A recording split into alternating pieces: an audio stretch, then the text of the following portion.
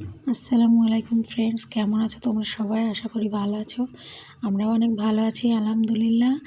তো এই যে সন্ধ্যাবেলা ছেলের আবদার যে কড়াইশুঁটির কচুরি খাবো।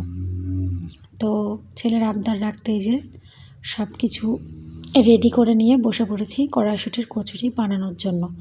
যেহেতু ও মুখ দিয়ে একবার বলে ফেলেছে যে আমি এটা খাবো, তো সেটা তো বানিয়ে দিতেই হবে। সেটা প্রত্যেকটা মাই জানে যে তার বাচ্চা যদি মুখ দিয়ে কোনো কথা একবার বলে ফেলে, তো সেটা সে আপ্রাণ চেষ্টা করবে বানানোর জন্য, সেটা ভালোই হোক বা খারাপই হোক। তো আমিও চেষ্টায় লেগে পড়লাম আর কি, কেমন হয় দেখাই যাক। তো সব কিছু রেডি করে নিয়ে একে একে হচ্ছে এই যে লেচি কেটে নিয়েছি, নিয়ে পুরগুলোর ভেতরে ভরে নিয়ে একে একে রেডি করে নেব সব। যেহেতু আমি একা একাই করছি, তো সময় তার জন্য একটু বেশিই লাগছে, ভিডিওটা একটু লংও হয়ে গেল। তো দেখতে থাকো কীরকম হয়, আর ছেলের রিয়াকশনও কীরকম হয় সেটাও দেখো। প্রথমবার বানানো, ছেলেই তো খেয়ে বলবে যে কেমন হয়েছে, যেহেতু ছেলের আবদার। তো বেশ কড়াইশুঁটির কচুরিগুলো ফুলে ফুলকো ফুলকো হচ্ছিল।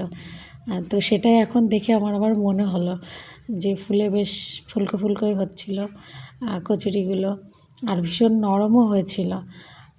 তো তার সাথে ছিল আলুর দম। তো বেশ জমেই গিয়েছিল সন্ধেটা।